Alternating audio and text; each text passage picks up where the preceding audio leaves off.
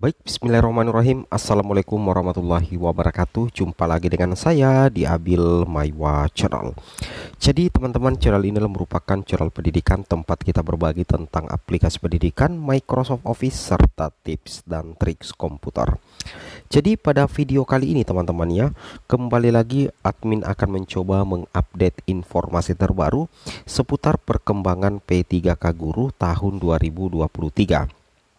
Di sini kita akan membahas Bapak Ibu ya, bahwasanya dalam satu daerah itu pasti ada daerah atau Pemda yang kemungkinan besar P1-nya itu sudah tidak terlalu banyak Bapak Ibu.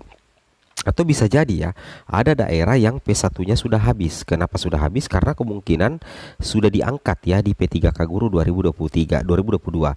Kalau hal itu terjadi, maka itu bisa menjadi salah satu peluang emas bagi P2, P3, P4 untuk bisa mendapatkan penempatan ya di seleksi P3K Guru 2023. Itu tidak menutup kemungkinan ya. Kalaupun tidak habis, kemungkinan besar P1-nya sudah tidak terlalu banyak Bapak Ibu ya.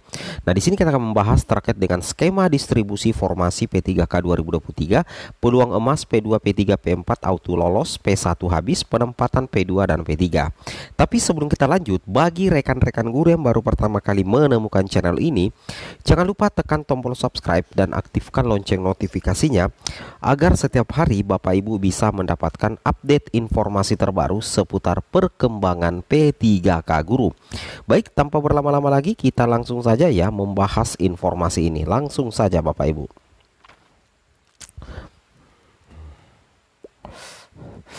Perlu Bapak Ibu ketahui ya, bahwa salah satu hal yang mencolok ya di tahun 2023 ini terkait dengan unit penempatan.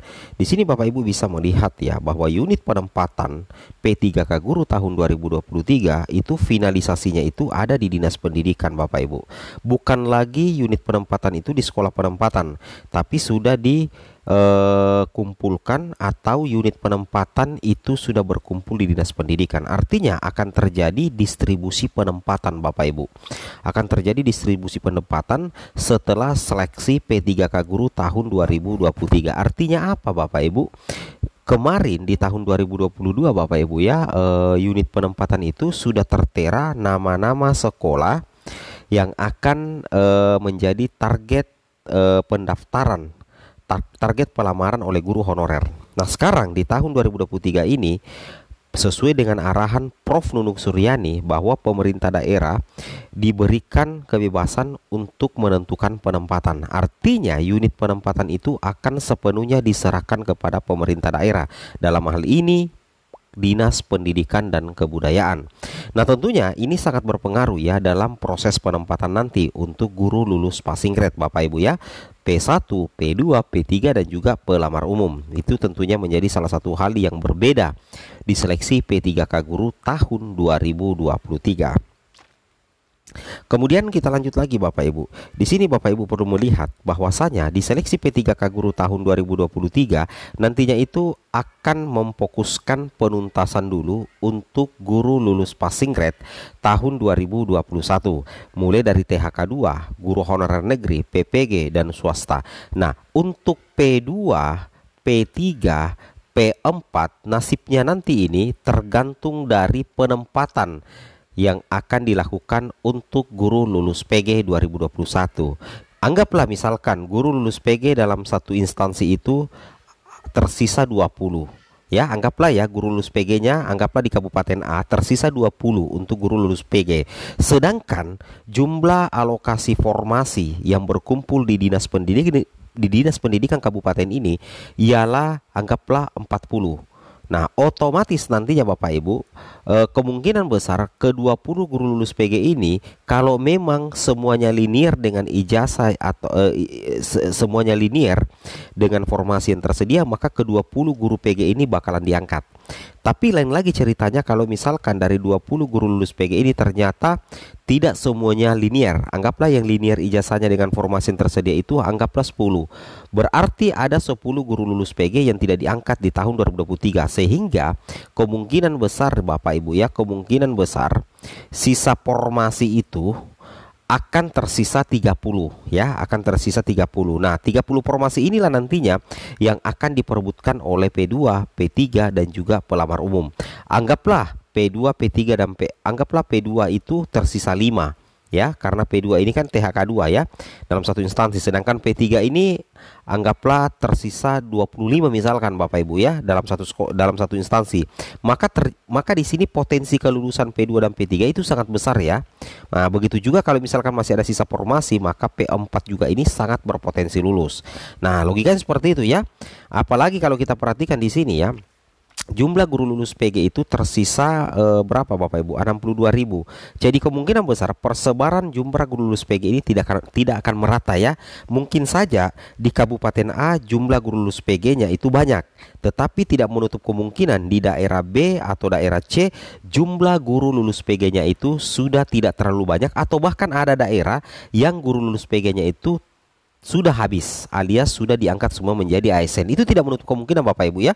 Makanya ada Pemda yang mengajukan formasi sedikit, bukan berarti mereka tidak mau mengajukan banyak, tapi mungkin saja guru honorer setelah didata yang ada di daerah mereka itu sudah tidak terlalu banyak lagi Bapak Ibu. Nah, hal ini tentunya menjadi kesempatan P2, P3 dan P4 untuk lulus ya. Jadi semakin sedikit guru lulus PG dalam satu instansi, maka otomatis akan memperbesar peluang bagi P2, P3 dan juga pelamar umum Bapak Ibu. Itu logikanya seperti itu ya. Oke. Kemudian kita lanjut. Ini contoh Bapak Ibu. Ini contoh usulan kemarin ya. Di beberapa daerah anggaplah seperti ini ya. Ini 630 24 P1.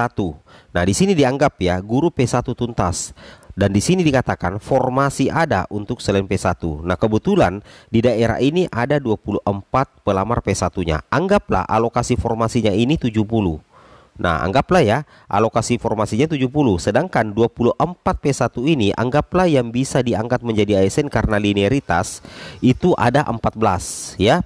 Ada 14 orang. Jadi nantinya 70 dikurang 14 ya. Nah, 70 dikurang 14 berapa Bapak Ibu ya? Kira-kira berapa?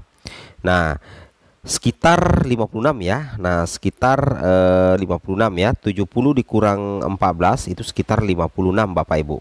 Nah, 56 formasi ini nantinya itu diperuntukkan untuk P2, P3 dan pelamar umum. Nah, jadi seperti itu ya. Jadi semakin sedikit guru P1, maka itu berbanding lurus dengan potensi kelulusan untuk P2 dan pelamar P3 dan juga pelamar P4 atau pelamar prioritas 4. Jadi tidak menutup kemungkinan seperti itu Bapak Ibu ya. Tidak semuanya daerah itu banyak guru P1-nya. Ingat, itu yang harus kalian ketahui. Tidak semuanya Bapak Ibu. Ini contoh daerah-daerah yang kami blur daerahnya. Di sini 630 itu P1-nya cuma 24 ya. Nah, di sini 550 dari 49 P1, cuma 49 P1. Dari jumlah 550 guru honorer yang didata, ternyata jumlah P1-nya cuma 49. Nah, bayangkan kalau misalkan formasinya ini 150 lah ya untuk formasi guru, maka akan banyak P2 dan P3, P4 yang diangkat. Kenapa? Karena jumlah P1-nya cuma 49. Nah, logika seperti itu Bapak Ibu ya. Itu yang harus Bapak Ibu pahami dan Bapak Ibu cermati. Oke, lanjut lagi. Nah, apalagi kalau kita memperhatikan mekanisme seleksi P3K guru tahun 2023 ya, Bapak Ibu perlu ketahui bahwa ada dua mekanismenya. Yang pertama mekanisme penempatan dan yang kedua adalah seleksi menggunakan CAT. Jadi nanti seleksi menggunakan CAT bagi P2, P3, P4 itu bisa dilaksanakan setelah penempatan guru lulus PG dengan catatan jika masih tersedia formasi. Nah, ini yang jadi kata kunci. Apabila guru PG-nya lebih sedikit, maka potensi kelulusan untuk P2, P3, P4 itu jauh lebih besar Bapak Ibu ya. Logikanya seperti itu. Nah, bagaimana dengan P2 dan P3? Apakah langsung diangkat menjadi ASN misalkan P1-nya habis? Tidak Bapak Ibu. Di sini sudah ada mekanismenya. Mekanisme seperti ini. Untuk P2 dan P3 nantinya itu mau P1-nya habis atau tidak, itu Bapak Ibu yang P3 dan pelamar umum tetap mengikuti tes CAT. Khusus P2 dan P3 tes CAT-nya itu materinya cuma 2. Materi terkait dengan standar kompetensi guru serta kinerja guru atau kita katakan tes CAT observasi. Sedangkan pelamar umum ya seperti biasa tesnya Bapak Ibu ya. Oke, semoga bermanfaat. Assalamualaikum warahmatullahi wabarakatuh.